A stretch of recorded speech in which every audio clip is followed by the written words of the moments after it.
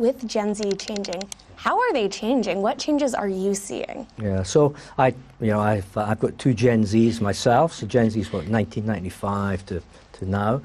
So I've got Cameron and Charlotte. So I either know a lot about Gen Zs or very little, they would probably say. But I think some of the big differences are, they're looking for more transparency. They're looking for healthier options. They're looking for a more holistic, perhaps immersive experience with data as well. And fundamentally, some of their, the things that they're doing, they're buying fewer cars, they're buying much fewer houses. So, we see that as an opportunity to keep innovating within our core products, but also to add other products that they'll be interested in the future.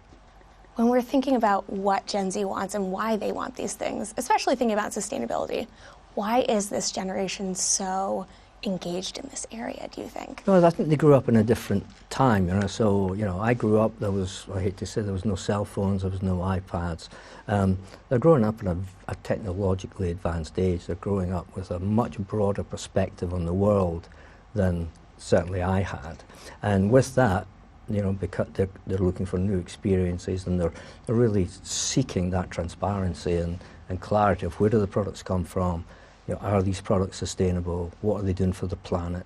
How robust are they? They're asking all those questions. And it's interesting because obviously there's such a wide range of brands that Mars represents. Thinking about some of the more brands that have been around for longer, how do you apply these new learnings and make kind of iconic brands like M&M's, for example, that have been around for so long, and make them relevant to Gen Z and other consumers today? Yeah, that's a great question. So traditionally, the route to market for M&M's would be your traditional stores. And now with digital commerce, it's a new avenue, new opportunity. So what we're doing is we're using social media to interact with the consumer in a much different way. We're offering it right here in Times Square. You've got the M&M's store. You can go and have a full immersive experience.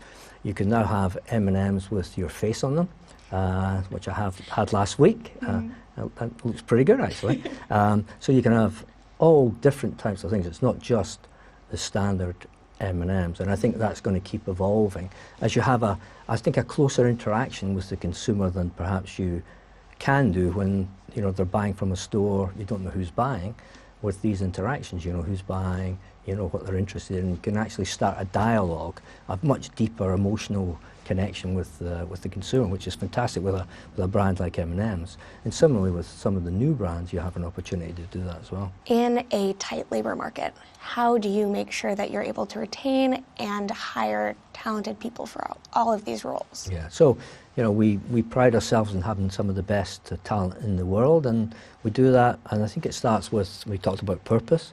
It starts with what is the end benefit of working for a company like Mars, and it really is, it's more than just the financial performance. That's critical because that's what drives everything else. But when you come to work for Mars, you're doing something, for the people in your value chain, you're doing something for the planet. So that is a great place to start. And then, as I said, in each of the segments, you're creating a better world for pets, or you're creating better food for a better world tomorrow. So it starts with a higher order benefit. That's probably number one.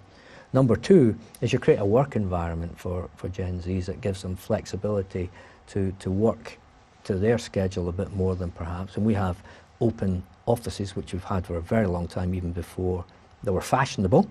And that allows better communication in the office. And then last but not least, Mars is very well known for not pigeonholing you into a particular role, that you can expand your role, you can do other things. I mean, I'll give you my personal experience. When I started in Mars, I was in the electronics group in marketing.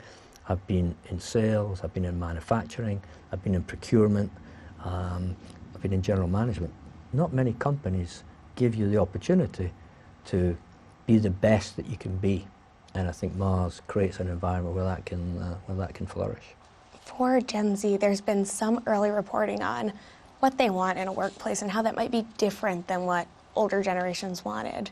Open offices, I know you touched on that as something that Mars can offer to workers that is a bit of a different thing to attract them. What else is Mars seeing Gen Z is looking for from an employer? Yeah, so I think, flexibility. so a bit more flexibility. You know, when I started at Mars, we went to the office every day, and I think Gen Z is saying, well, how can I be productive? How can I work to my time zone? And technology is allowing us to do much more of that.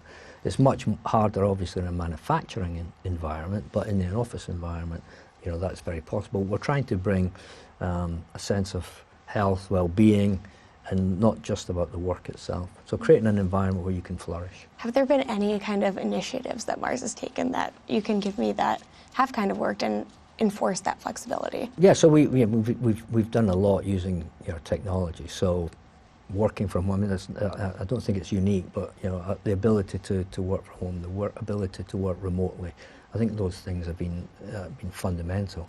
But more importantly, I think it's how do we coach, train, and develop, I would say, is the biggest unique differentiator. So when we bring in talent, whether it's, you know, older talent, younger talent, is how do we ensure that they're getting the feedback for them to be the best that they can be, that we're providing the training and the scope for them to flourish. That's really probably our biggest single differentiator. And we've had, you know, we just got Great Place to Work again, I think number 5 in the world, so we must be doing something right. You know, we use engagement and the Gallup engagement score to track the trust and the engagement of our associates, so we're constantly looking for how do we engage them, how do we make it a great place to work, and I think the results are there for all to see.